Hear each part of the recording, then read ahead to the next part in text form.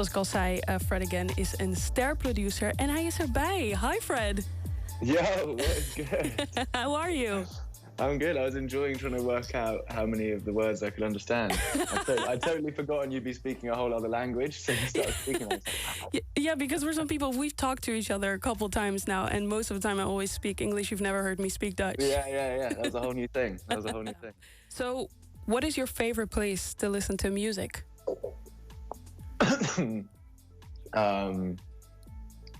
My best mate's car, probably, or right here.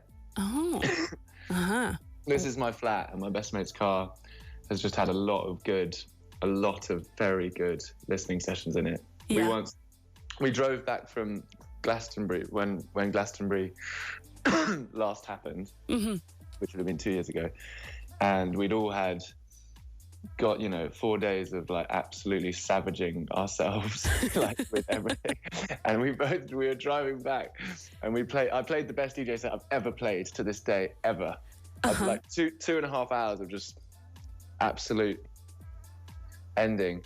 Both of us were just in floods of tears, like not even acknowledging each other. We were so on such a deep like hangover and come down that it wasn't even like spoken. We just knew the whole way, like absolutely floods of tears. And so yeah, that would be, I think there's few better places to listen to music than in his whip. So have you always known that you wanted to make music? Yeah, since I was 8. So funny enough, my dad sent me a video, or my mum rather, that she'd found that my dad was filming of me when I'm like, I don't know, I must have been 2 or something. Yeah. And someone starts playing a song, and it's so sweet, even though it's me. You know, when you look at a picture of you and you're 2, and that's a different human. Like that's not me. It's just this cute little thing. And someone starts playing a song, and I was like, I go like this, like all looking up, and I'm like looking all like important, and someone starts talking, and I'm like, stop. They're like signaling with my hands, everyone just stop. So I guess in a way I probably was into it since then. But yeah, since I started playing the piano when I was 8, and it's all I've wanted to do since that. Yeah. So if we go back to the house you grew up in, what was the music that your parents played a lot? So it's a big range. Like there would be a lot of like jazz and Motown, but the most memorable aspect would be my dad with like power ballads. Because he was always like, in fact, all of the first songs I made when I was like 10 to 14, they were all just trying to make my dad gassed with power ballads. So I'd just do these like, like these massive like Final Countdown vibe. Yeah. Power ballad things. So yeah, that was definitely the most memorable thing. Yeah. Trying to impress your dad. Nice. Yeah. I was kind of surprised because I think I saw you say in an interview once that you see yourself more as a songwriter than a producer. Yeah, I think so. I hope so. Why is that? I don't really like a lot of the things that producers like to associate themselves with. Like I don't really care about like gear or like how to like make the best sounding drum kit and all these. Like I'm not particularly fussed about any of those things. More fussed about just trying to write songs. Fred, I just received the sweetest message ever from Elina. I'm just going to read it to you. She said, I want to say thank you so much, Fred, for making this amazing album. The music, together with the spoken word samples, they make me dance and cry at the same time. It's exactly what I needed when I was locked up inside. So thank you. Oh, I appreciate it, Eileen. Yeah, it is an amazing record. And obviously I wanted to talk to you about the record because Actual Life, I think you described it as like a musical diary? Yeah. I've never, hearing that back, I'm like, I hope that doesn't sound like I mean like a musical. It's not a musical, but it's a diary in the form of music. Yeah. I like it when it feels like it's sort of like a collaborative diary between my life and lots of other people's. Would you say there's like a cohesive story when it comes to the diary? Yes, there is in my life, but of that year. But I think it's I feel very much like there's I love just as much the stories that everyone else gets from it. There's no right version of it to me. Yeah. Do you have an actual diary in which you write? You know what? I do. Yeah? I do. I started doing it this year. So actually, I started doing it after the record came out. Really? Yeah. But I only do like 2 lines a day. It's like good. I think it's good for your mental because it really is. Do you do? I'm sorry. I wanted to say, like, I have a diary as well, and you know what's really cool? You need to read it back after a year because that's when you see the actual growth that you've made. So how much do you write every day? It depends on how much I want to write. Like, just like you, sometimes I just feel like two lines, sentences, and sometimes it's like 4 pages. It's really too much in my head. Amazing. So amazing. It really switches up. Yeah, I haven't. So how long have you been doing it for? Since I was 12. So I have like a whole box of diaries. Okay, yeah. So you are the expert here. You're like the Gandalf. Right. But when you get into it, it becomes addictive. And like you said, I think it's great for your mental because sometimes you just don't feel like really talking to somebody. You just want to write it off, kind of. Yeah. I think it's a very powerful thing. One thing about you, like for this song, you sampled yourself, so to say. Sometimes you sample other people, strangers, friends. Yeah. And I was just wondering, how does that work? Like, when do you know to start recording? Do your friends have to like watch out when they talk to you because you might be recording them? No, not really. I mean, it's usually a lot of the videos I take is from like nights out and everything. So everyone's already in a state of chaos that it's pretty like unaffected. But yeah, I don't know. It just kind of happens when it happens, and then it usually feels quite natural. Yeah, I don't know. Ask me in a year, Sagid, and we'll see how I feel then. Yeah, because Me Heavy, I think that's one of the songs that you are very proud of, right? One of the things that I think you feel like is one of the best things you've made so far. What is it about that song that makes you so proud of it? Yeah, well, I mean, I don't know in terms of best, but I think proud just because of the fact that I sang on it, I guess, was what was making me think it was that. Which I hadn't done before. But people like Romy, lovely Romy from the XX, Romy, she's always, her and my older brother have always been very much encouraging me to sing more and more. And so big ups Romy and big ups Alex. Yeah. So you're actually working, you just mentioned you're working on something new now, so we'll be hearing more of your voice. Yeah, I do a bit more of it on this one. I played the album to the aforementioned Romy a few nights ago, and she was like, "Yes, you're singing more now." So yeah, there's a bit more of that. I don't know. It's harder to hear. Like, I think I struggle with my singing because I can't hear it with any fresh perspective. You know what I mean? It's so like weird to me to hear. But I've been definitely encouraged by people who sent me sweet messages about that song and other stuff. Mm-hmm. I always say that the voice is one of the most vulnerable instruments out there. You're really giving yourself when you decide to sing on something. Yeah. Do you feel more comfortable now? Yeah, like 5%. Like I'm doing like I'm doing a thing for Radio 1 on Monday, and my brother was like, "You should sing your verse," and I was like, "Hell no!" So I'm still not there. But bit by bit. Maybe by the time I'm 70, I'll be doing like full Celine Dion, like held notes and shit.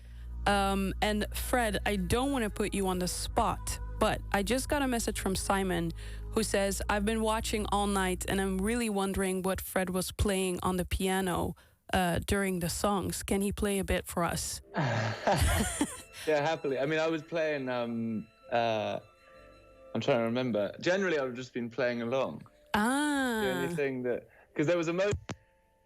Oh, wait. I lost the sound. I lost the sound. Now? I can hear you. I can also hear myself. So I'm just going to keep my mouth shut and you can play. It won't sound that good because the chorus is rubbish, but the only thing I was playing of note was like, I played.